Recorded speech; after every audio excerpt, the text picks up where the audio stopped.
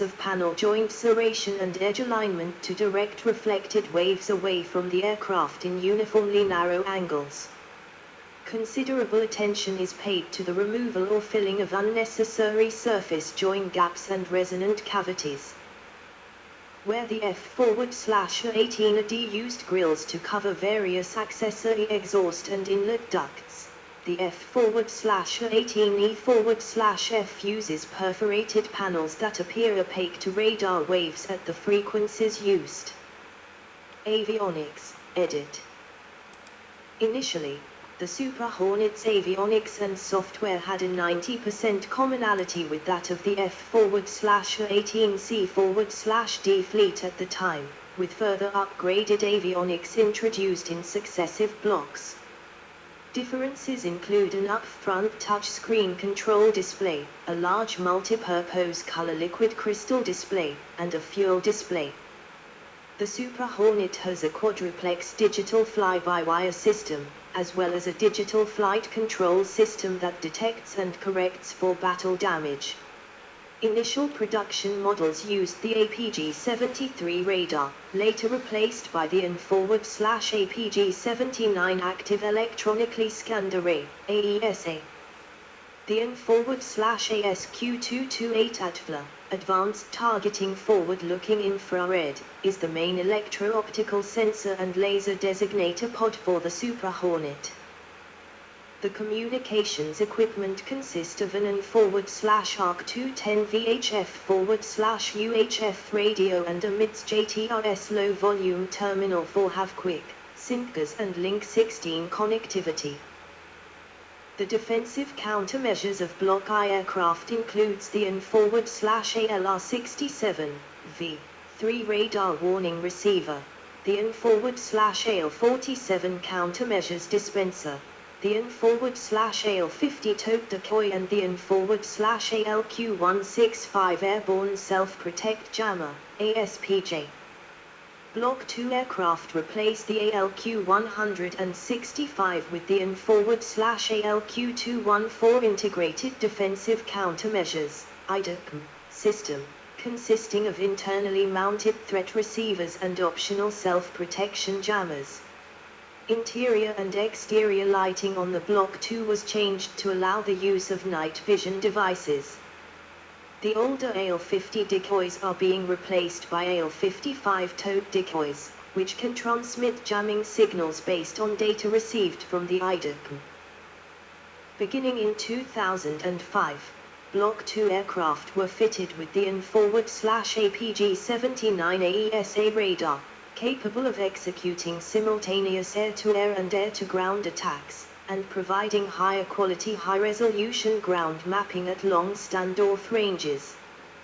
The AESA radar can also detect smaller targets, such as inbound missiles, and can track air targets beyond the range of the aircraft's air-to-air missiles. VFA-213, the first squadron to fly AESA-equipped Super Hornets, became safe for flight, independently fly and maintain the F/A-18F, on the 27th of October, 2006. The first Super Hornet upgraded with the Joint Helmet-Mounted Cueing System, JHMCS, was delivered to VFA-213 on the 18th of May, 2007. The JHMCS provides multipurpose situational awareness, which includes high off-boresight missile cueing. The Shared Reconnaissance Pod, SHARP, is a high-resolution, digital tactical aerial reconnaissance system that features advanced day-forward/night and all-weather capability. The Multifunctional Information Distribution System low-volume communication terminal is being upgraded with the MIDS JTRS system, which will allow a tenfold increase in bandwidth as well as compatibility with the Joint Tactical Radio System standards. The avionics of Block III aircraft, first delivered in 2021, incorporates an improved cockpit with all MFDs replaced by a large area 10 in 19 in, 25 cm 48 cm, touchscreen display, updated integration and targeting networks, an updated processor, and an open mission systems architecture. Block 2 aircraft can be upgraded to the Block 3 configuration.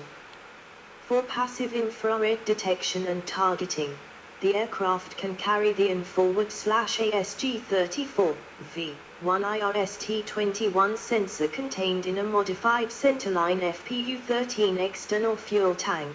The sensor occupies the forward portion of the tank, reducing its capacity to 340 gallons. The ATFLA is planned to be replaced by the AN/AQ-28V Lightning Targeting Pod. Operational History, edit. United States Navy, edit. In 1999, the Super Hornet entered fleet service with the U.S. Navy. It achieved initial operating capability, IOC, in September 2001 with the U.S. Navy's Strike Fighter Squadron 115, VFA-115, at Naval Air Station Lemoore, California. VFA-115 was also the first unit to take their F-A-18S into combat. On the 6th of November, 2002, two F-A-18S conducted a response option strike in support of Operation Southern Watch on two surface-to-air missile launchers at Al-Qat, Iraq and an Air Defense Command and Control bunker at Talal Air Base. One of the pilots dropped 2,000-pound, 910 kilograms, JDAM bombs from the Super Hornet for the first time during combat. In support of Operation Iraqi Freedom, Iraq War, VFA-14, VFA-41 and VFA-115 flew close air support, strike, escort, seed and aerial refueling sorties. Two F-A-18S from VFA-14 and two F-A-18Fs from VFA-41 were forward deployed to Abraham Lincoln.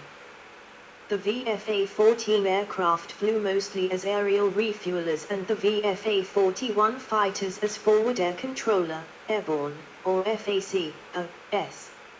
On the 6th of April, 2005, VFA-154 and VFA-147, the latter squadron then still operating F-18CS, dropped two 500-pound, 230 kilograms, laser-guided bombs on an enemy insurgent location east of Baghdad.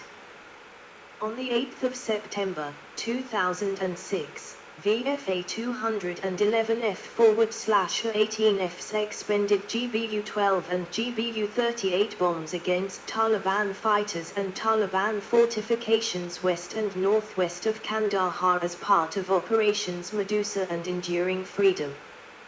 This was the first time the unit had participated in an active combat capacity using the Super Hornet. F-A-18F takeoff, in-flight refueling and landing on USS Carl Vinson. During the 2006-2007 cruise with Dwight D. Eisenhower, VFA-103 and VFA-143 supported Operations Iraqi Freedom, Enduring Freedom and operations off the Somali coast. Alongside Legacy Hornet squadrons, VFA-131 and VFA-83, they dropped 140 precision-guided weapons and performed nearly 70 strafing runs. The Super Hornet can operate from the French aircraft carrier Charles de Gaulle. On the 7th of August, 2014, U.S. defense officials announced they had been authorized to launch bombing missions upon Islamic State, IS, forces in northern Iraq. The decision to take direct action was made to protect U.S. personnel in the city of Erbil and to ensure the safety of transport aircraft making airdrops to Yazidi civilians. Early on the 8th of August, two Super Hornets took off from George H.W. Bush and dropped 500-pound laser-guided bombs on a mobile artillery piece the militants had been using to shell Kurdish forces defending the city. Later that day, 4 more aircraft struck a 7-vehicle convoy and a mortar position. On the 18th of June, 2017, a U.S. Navy F-A-18E shot down a Syrian Air Force Su-22 fighter bomber that allegedly had bombed a position held by U.S. supported Syrian Democratic Forces, SDF, near Tabqa. The Syrian government claimed the Su-22 was bombing in his position. This was the first aerial kill of a crewed aircraft by an American fighter since 1999.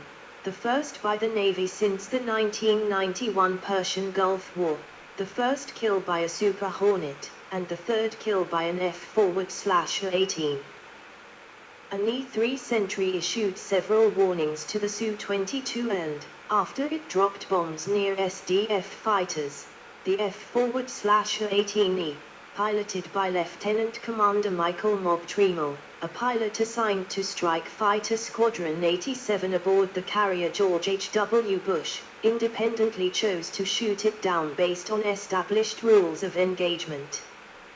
The F-A-18E first missed with an AIM-9X Sidewinder, then hit the Su-22 with an AIM-120 AMRAAM. The encounter lasted 8 minutes. In 2018, Boeing was awarded a contract to convert 9 single-seat F-A-18E Super Hornets and 2 F-A-18 F-2-seaters for Blue Angels use. These were to be completed by 2021. On the 26th of December, 2023, Super Hornets from USS Dwight D. Eisenhower, along with the accompanying destroyer USS Laboon, destroyed 12 attack drones, 3 anti-ship missiles and 2 ground attack cruise missiles fired by Houthi forces in the southern Red Sea. Around 2:30 a.m. local time on the 12th of January, 2024, Houthi targets were struck by U.S. Navy, USAF, and RAF forces in response to Houthi attacks against commercial shipping in the Red Sea. Super Hornets from Dwight D. Eisenhower took part in the strikes, which in total hit 60 targets at 16 locations using over 100 PGMs of various types. On the 22nd of December, 2024, an F-A-18F Super Hornet from VFA-11 was shot down by USS Gettysburg in a friendly fire incident. Both crew members of the aircraft survived.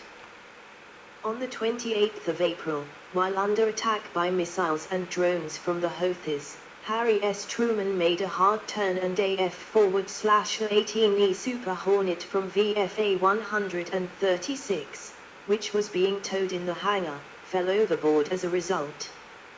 The plane was lost at sea.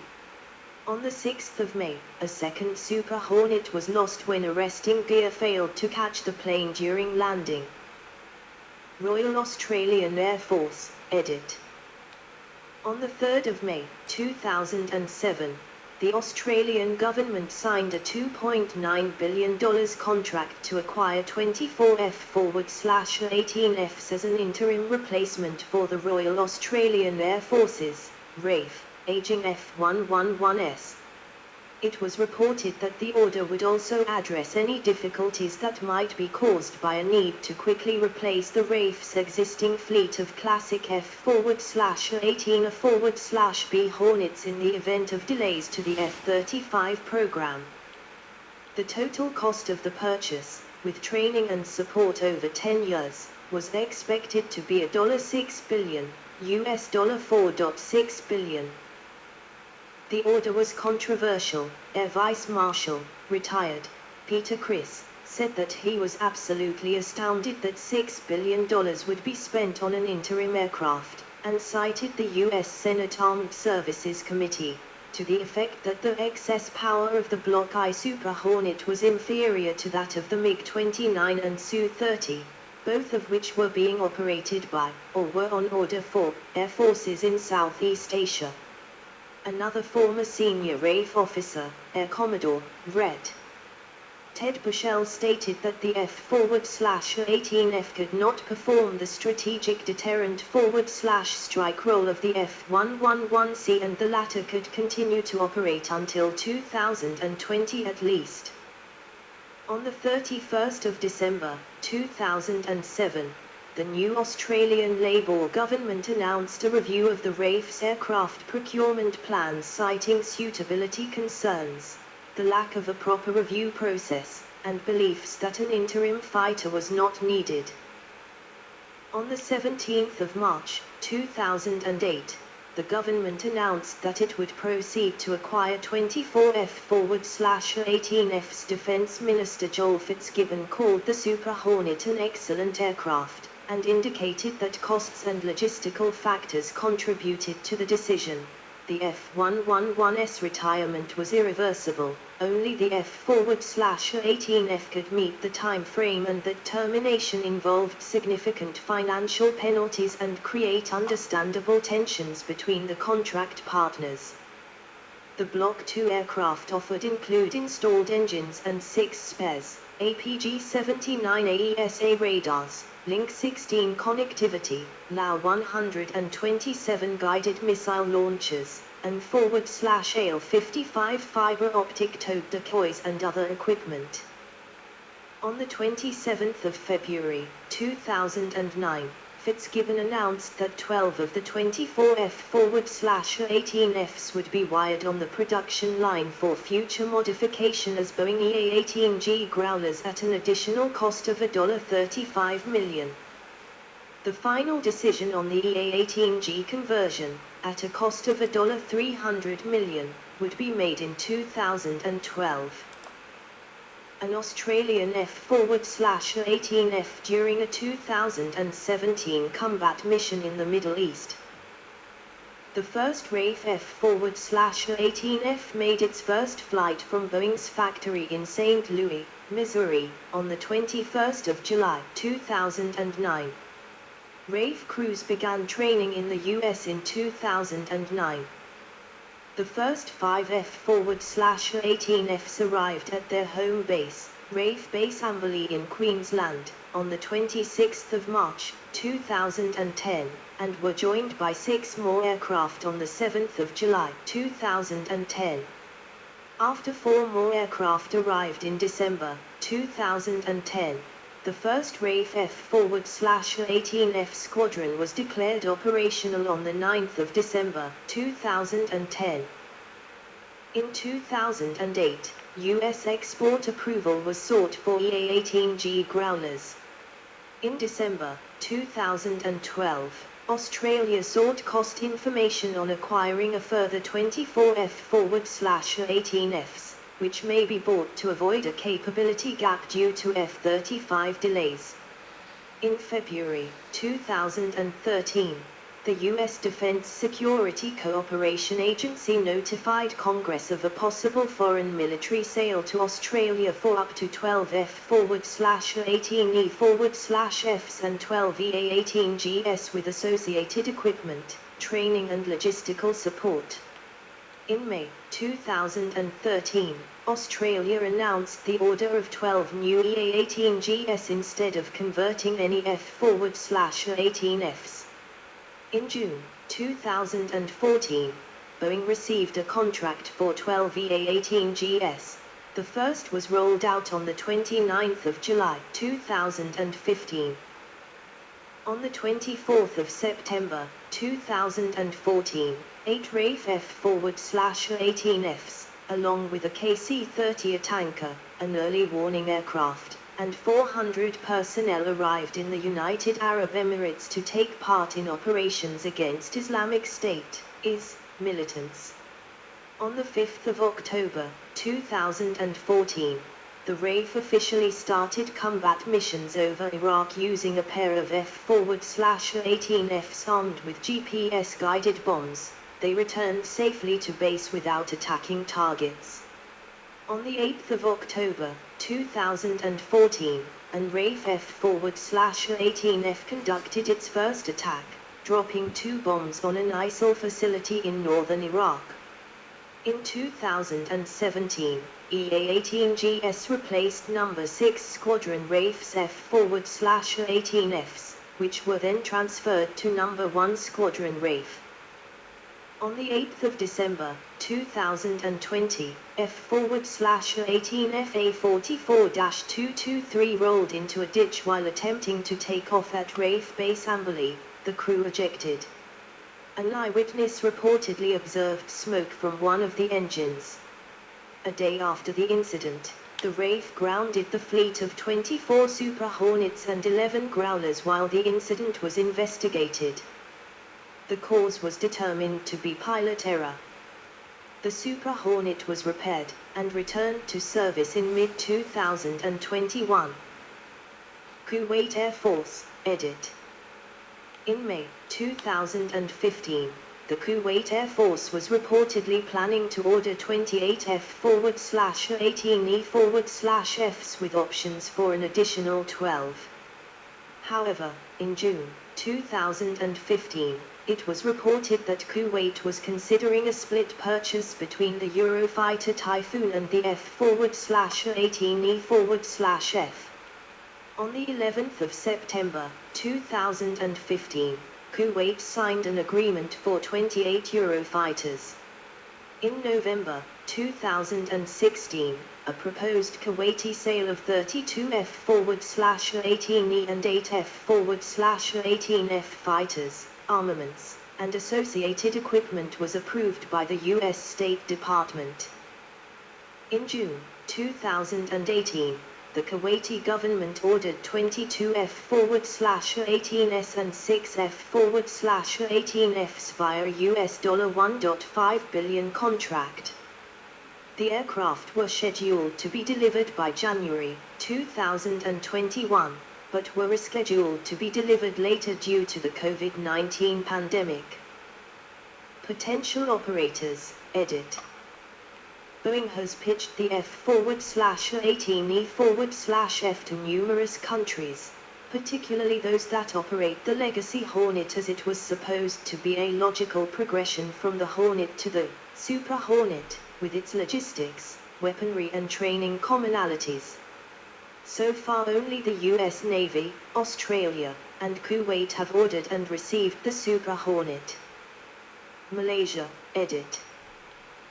Boeing offered Malaysia Super Hornets as part of a buyback package for its existing Hornets in 2002.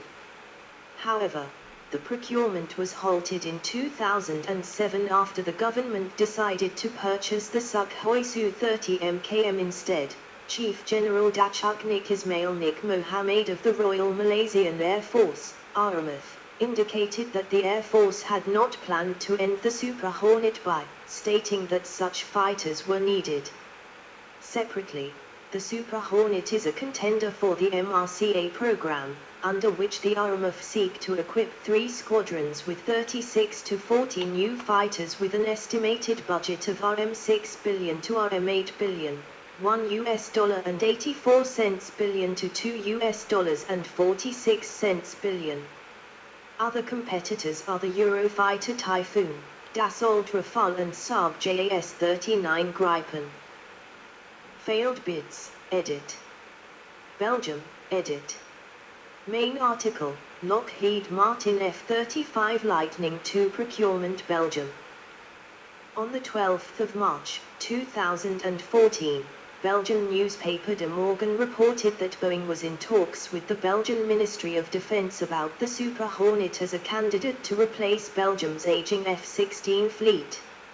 In April 2017, Boeing announced it would not compete in the competition, citing it does not see an opportunity to compete on a truly level playing field.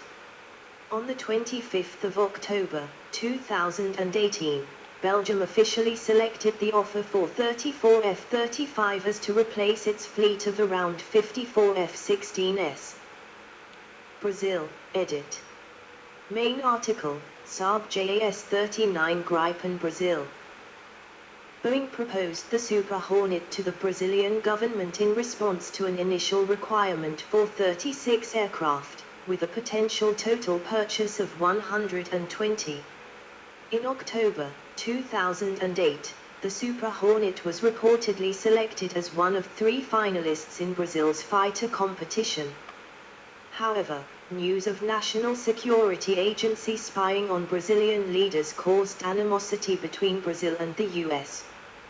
Brazil eventually dropped the Super Hornet from its final list and selected the Saab JAS-39 Gripen in December 2013. Canada, edit. Main article, Lockheed Martin F-35 Lightning II Canadian procurement. The Super Hornet was a contender to replace the F-18 Hornet, a version of the F-18E and B models, operated by the Royal Canadian Air Force. Like the older Hornet, the Super Hornet's design is well suited to northern Canada's rugged forward operational airfields, while its extended range removes its predecessor's main deficiency while commonalities enable a straightforward transition. In 2010, Canada decided on sole source selection of the F-35O. Boeing claimed that Canada had ignored the Super Hornet's radar cross-section characteristics during evaluation. By April 2012, Canada was reportedly reviewing its F-35 procurement. In September 2013, Boeing provided Canada with data on its advanced Super Hornet, suggesting that 65 aircraft would cost $1.7 billion less than an F-35 fleet. The U.S. Navy buys Super Hornets for $52 million per aircraft, while the advanced model costs $6–10 million more per aircraft, dependent on options selected. The Liberal government elected in 2015 indicated that it would launch a competition to replace the F-18 fleet. During the election, Liberal leader Justin Trudeau stated that his government would not buy the F-35. On the 22nd of November 2016, the government announced its intention to acquire 18 Super Hornets on an interim basis. In September 2017, the U.S. State Department granted Canada permission to buy 10 F-18S and 8 F-18Fs, or EA-18Gs, along with supporting equipment, spares, and armaments. The agreed cost totaled $1.5 billion, or about $83.3 million per aircraft, adding the supporting equipment, training, spares, and weapons increased the acquisition cost to $6.3 billion. However, Canadian Prime Minister Justin Trudeau warned that the pending Super Hornet sale, along with a possible sale of another 70, was adversely affected by Boeing's actions against Bombardier Aerospace, such as a complaint to the U.S. government over the sale of C-Series airliners to Delta Airlines at unduly low prices. In September 2017, the U.S. Department of Commerce proposed a 219% tariff on C-Series imported into the U.S.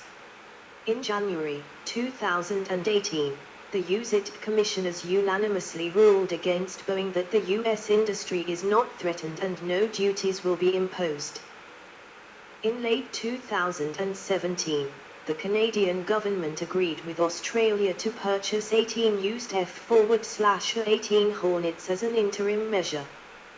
Boeing confirmed its bid for the Advanced Fighter Program, likely offering a mix of 88 F-18E/F Advanced Super Hornets, Block 3, and Boeing EA-18G Growlers. On the 25th of November 2021, Reuters reported that Boeing is out of the competition since its fighter proposal does not meet requirements, with the F-35 and Saab JAS-39 Gripen remaining in competition. Denmark, edit. Main article, Lockheed Martin F-35 Lightning II procurement Denmark.